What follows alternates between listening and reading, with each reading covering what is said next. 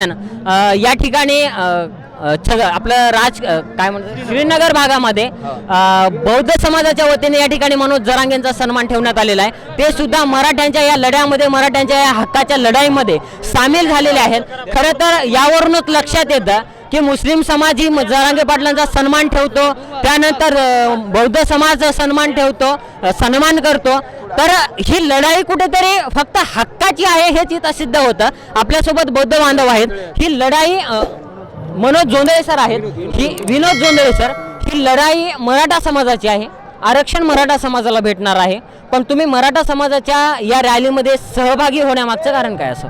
आम्ही मराठा समाजाचं आतापर्यंत आर्थिक त्यांचं आर्थिक स्थिती जे बघितली आहे ती आम्हाला माहिती आहे। त्यांना आरक्षण पाहिजे आणि मनोज जरांगे साहेबांच्या ज्या आरक्षणाच्या समर्थनार्थ आम्ही त्यांना पाठिंबा देण्यासाठी इथं आलो आहोत।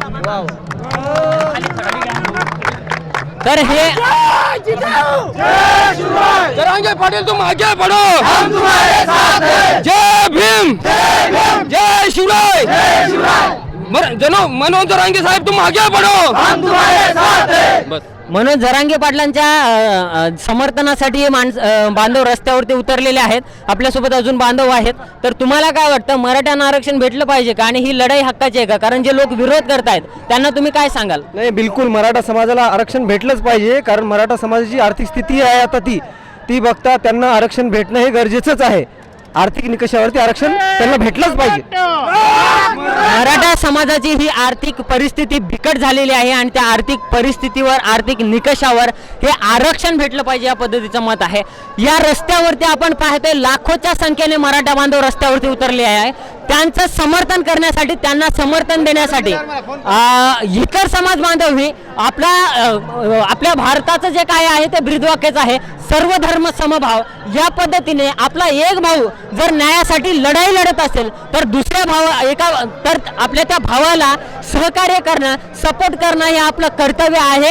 या भावनेने हे इतर समाज बांधव रस्त्यावरती आलेले आहेत, मनोज जरांगे पाटलांचं समर्थन करत आहेत। आपल्यासोबत तरुण आहेत, त्यांच्याशी संवाद साधूया। तुम्ही शिक्षण घेत आला असाल तर शिक्षणामध्ये तुम्हाला आरक्षणाची का गरज भासली असं वाटतं आणि आरक्षण देण्यासाठी सरकार का चालढकल करतं?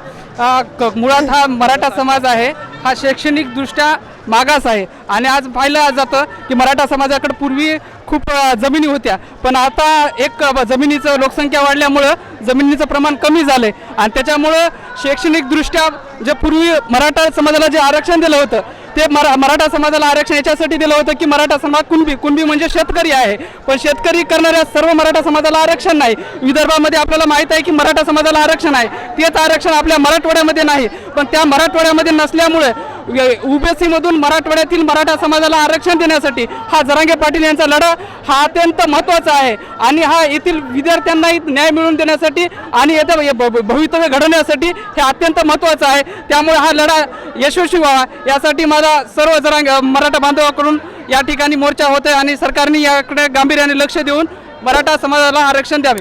मराठा समाजाला आरक्षण द्यावं या पद्धतीच्या भावना आहेत। मराठा समाज खरं तर आजपर्यंतची मराठा समाजाची आपण आंदोलनं पाहिले, मोर्चे पाहिले, लाखोच्या संख्येने समाज रस्त्यावरती उतरला, पण कधीच कुठे गालबोट सुद्धा लागलेलं नाही। या पद्धतीचा मराठा समाजाचा इतिहास आहे।